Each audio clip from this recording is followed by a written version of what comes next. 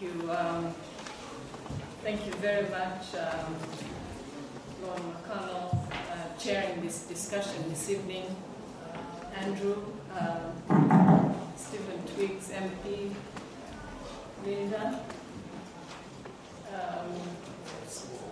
Alphonsine and Beata. Actually, Alphonsine and I grew up together in Kigali, so, but I haven't seen her in a long time. Dear friends, good evening. I am truly delighted to be taking part in this discussion this evening. And I look around the room and I'm pleased to see faces, some familiar, some not. But I read the gravity on your face and your faces, and I am reminded that Rwanda is not alone in remembering for the 20th time, and that's why I'm here this evening. So I really want to express my gratitude. In just under 2 weeks' time, on April 7th, Rwanda will mark 20 years since the 1994 genocide against the Tutsi. And during this somber yet solemn time, we invite all of you, people of goodwill, to join us in remembrance. We remember to honor the memory of those who perished, first and foremost. We remember to offer comfort to those who survived, to the beatas of this world. We remember to recommit ourselves to a peaceful and prosperous Rwanda, but also to a world free from genocide. I just came here this morning, immediately from Luanda, Angola, where we were discussing yesterday the fate of the remnants of the militia that took part in the genocide that has been creating a lot of harm in eastern DRC, but also animosity in the region. From there, I came here to talk about remembering Kwibuka for the 20th time. Just before Luanda, I was in Congo-Brazzaville, where I took part in a discussion on the Central African Republic, where Rwanda has troops currently. I am saying this because we're here thinking 20 years on, but we really, in a way, are still living in the present. These situations are real. It doesn't need to be genocide. It could be a massacre. It could be bigotry. It could be discrimination. So what I think would honor Rwandans best would be for us to try and understand what keeps us from acting when we mean well. We as Rwandans are deeply honored, we're touched that members of this United Kingdom Parliament, led by our dear friends, stand in solidarity with us as manifested in convening this evening's discussion, this important global conversation on the 1994 genocide in my country. We are equally honored by the presence of all of you, those who know Rwanda and those who don't. Lord McConnell and colleagues, your leadership in organizing this global conversation reflects the fact that you are not inactive, that you are not heartless, as Linda so accurately described our states, our governments, our leaders. We are here this evening because Rwanda and the United Kingdom have forged a very deep bond of friendship based on respect and mutual values.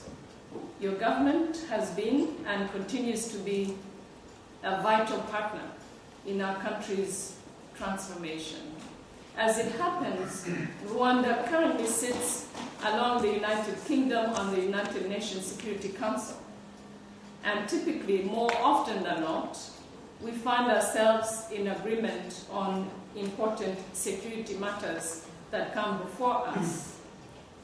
Rwanda is also the youngest, but quite active member of the Commonwealth.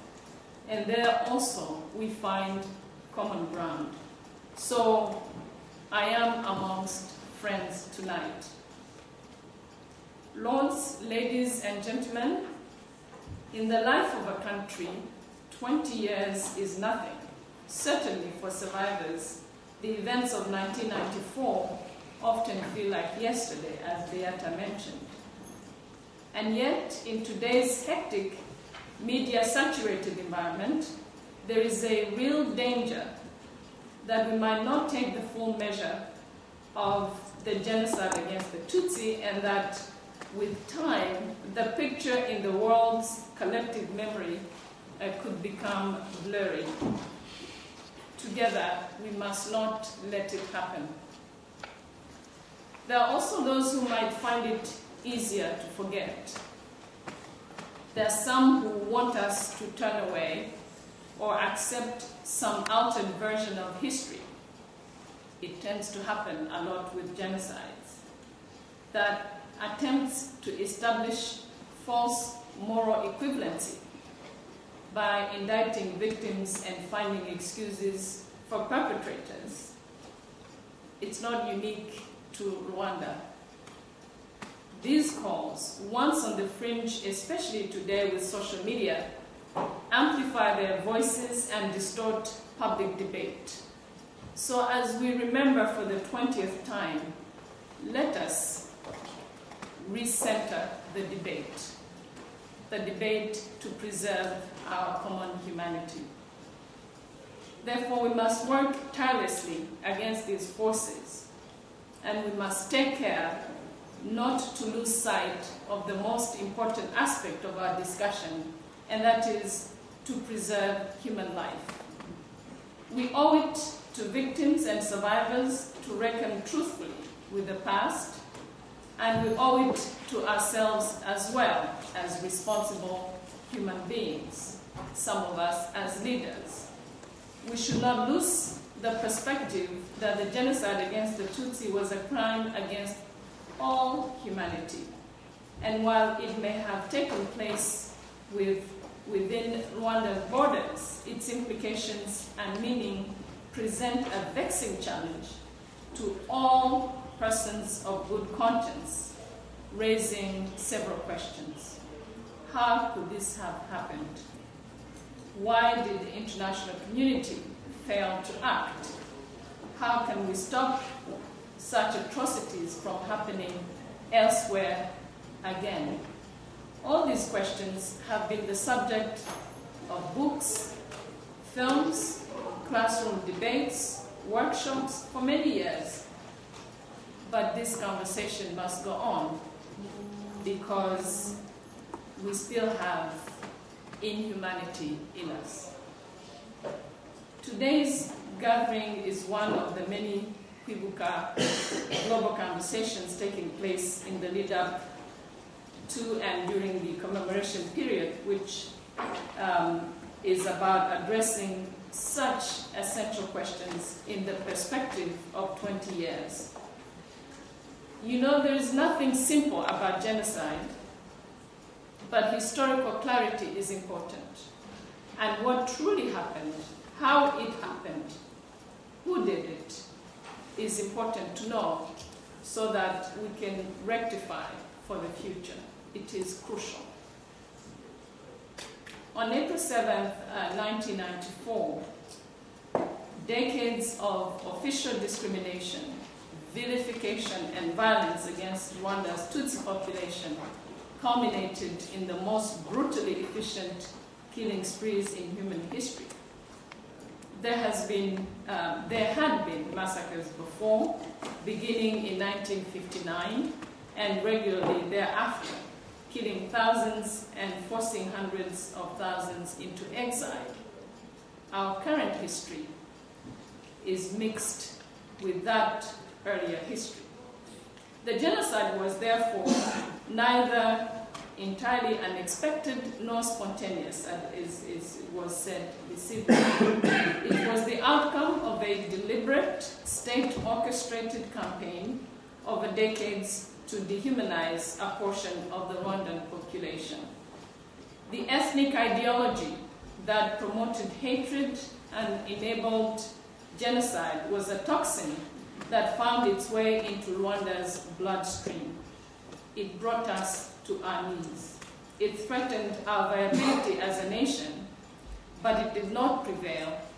That is why, as we remember for the 20th time, we also are happy that we have the Rwanda that we have today. In the aftermath of genocide, the incoming government found that institutions had collapsed, the justice system was in disarray, the national economy was in tatters, civil society was non-existent, the population was traumatized, and the Rwandan territory was under perpetual assault from genocidal gangs seeking, as they said, to finish the job. It is impossible to overstate the scale of the challenges Rwanda was confronted with in 1994. And again, our current history is tainted with that history. The world expected total state failure, characterized completely by aid dependency and unrelenting ethnic violence. The practical tasks of reviving a dead economy and rebuilding institutions were daunting, and they would have been impossible if we Rwandans had not begun to remove the toxin of ethnicity that tore our country apart. It does not happen overnight, but we are way on the way. This was and continues to be our great national project. We have been guarding against bankrupt politics that feed on ethnic prejudice, because that is what took us where we went 20 years ago. We as a nation do not want to go back there. Genocide is too big a word and too scary a concept. As I said, we might find it easier to start with warning signs of hatred, of bigotry, of discrimination, of definition of an enemy. Again, Central African Republic, not too far from Rwanda. South Sudan, not too far from Rwanda. Syria, which Rwanda deals with currently on the UN Security Council. What is our joint contribution to bringing peace and unity to the people of those faraway places? That is the debate we would like to start tonight. Lords, ladies and gentlemen, today as we look back, we are heartened by the fact that Rwanda, by any standard and against so many odds, has done well. But past gains inspire optimism for the future. Yet, we still have a very long way to go, not just as Rwanda, but also as a global community. That is a common challenge I place before you this evening. And as we remember, we rededicate ourselves to unite more and to renew ourselves and our faith in our quest to preserve our common humanity. We count on your solidarity and wise counsel today and tomorrow as we continue on what has been a most extraordinary journey for all Rwandans. And I thank you for listening to me.